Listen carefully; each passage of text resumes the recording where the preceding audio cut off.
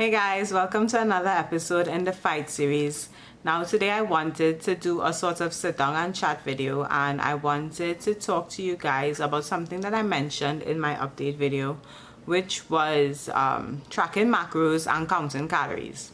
The reason why I started doing this is because early on in the Fight series I realized that my body was not responding to changes in diet and exercise as quickly as it normally would.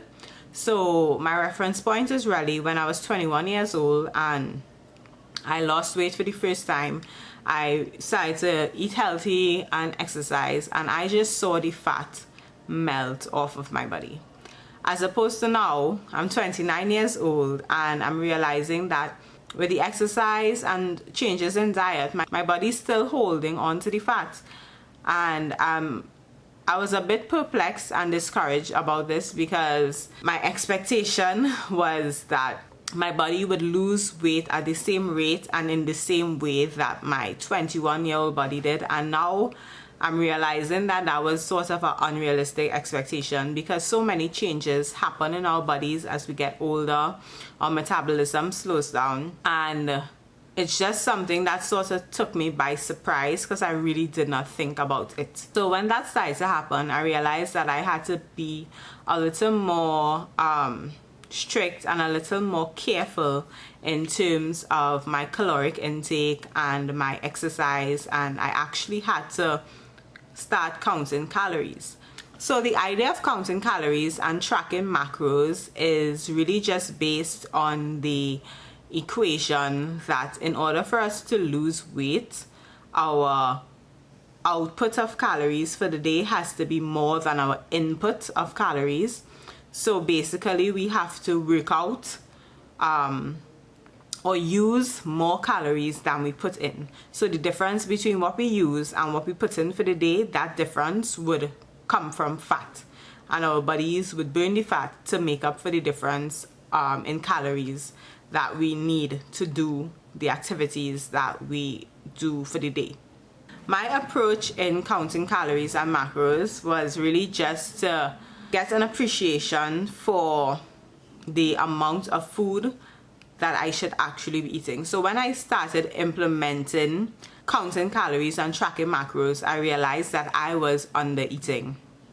And I feel like because I wasn't giving my body enough calories, that is why it was holding on to fat. Because when you don't give your body enough calories, it goes into this kind of panic mode and it just starts to store fat like crazy because it's thinking it's sort of like a survival mechanism where it's saying, okay, well, I don't know when next I'm gonna get calories, so I'm just gonna hold on to this fat and store it so that I will have enough fat and I'll have enough storage of energy to take me through the next couple months. And that is what happened with my body, I believe.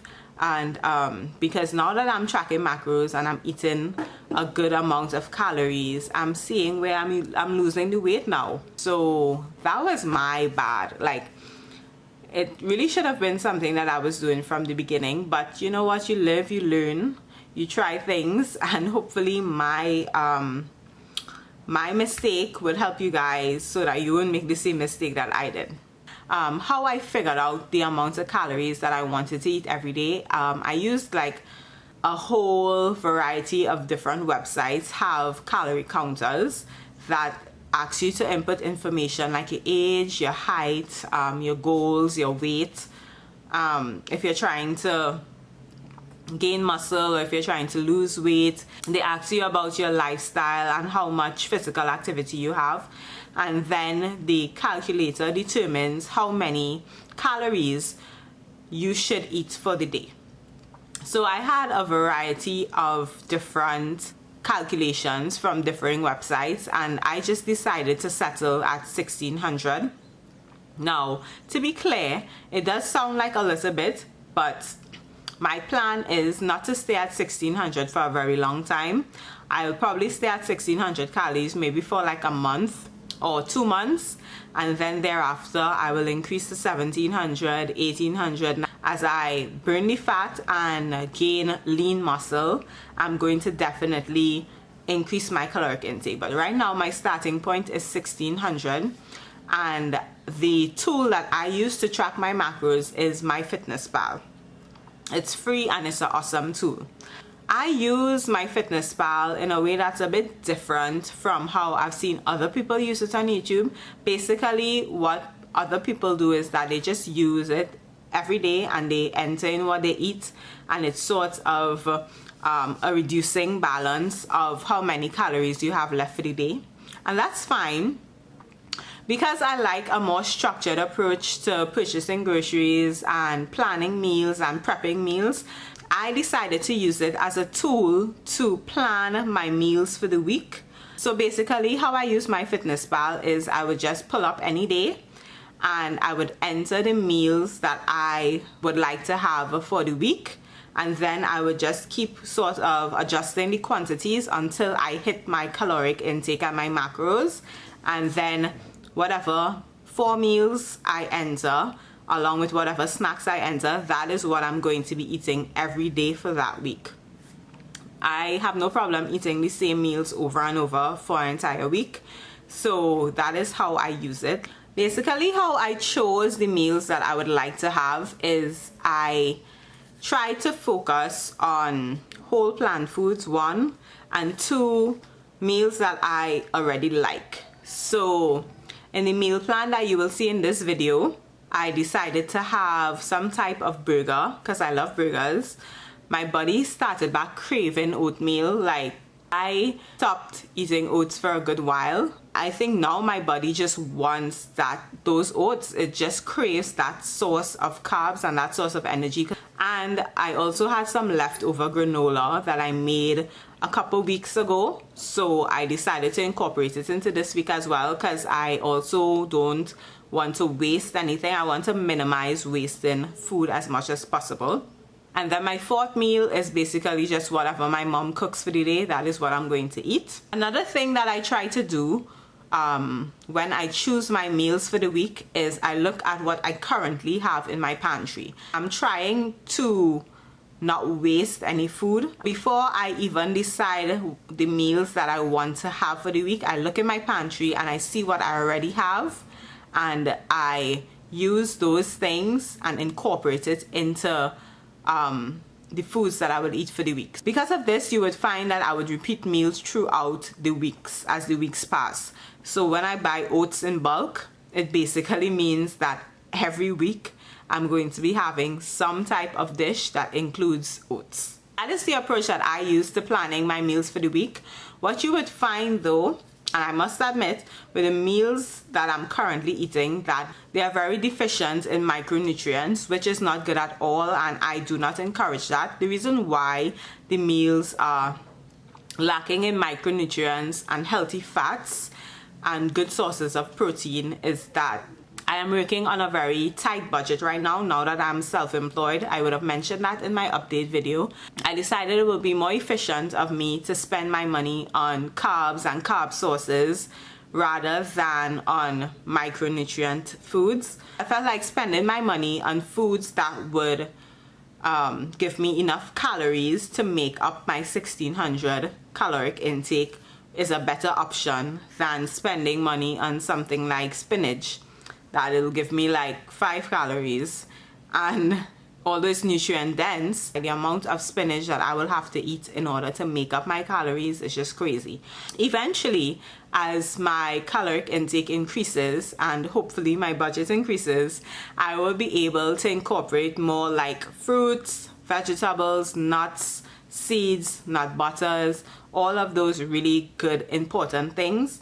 I also ran out of my Nested Natural Super Green powder, which is my love, which is my absolute love. I'm also out of my protein powder. Now my diet is absolutely very basic, and I am kind of happy that this is my starting point, so that if any of you guys are on a budget, you can actually see how I use and spend my money efficiently in order to have a healthy diet and in order to meet my caloric intake needs for the day. The thing is, when you are counting calories, you can use your calories on a donut, or you can use it on a bowl of oatmeal. Now I could eat 500 calories worth of donuts, or I could eat 500 calories worth of oatmeal. It's still 500 calories, but the nutrients are different. The nutritional breakdown of the foods are different. So in oatmeal, you're going to get carbs, you're going to get protein, you're going to get fiber. In a donut, I'm not sure what you're going to get. You're going to get oil, you're going to get carbs.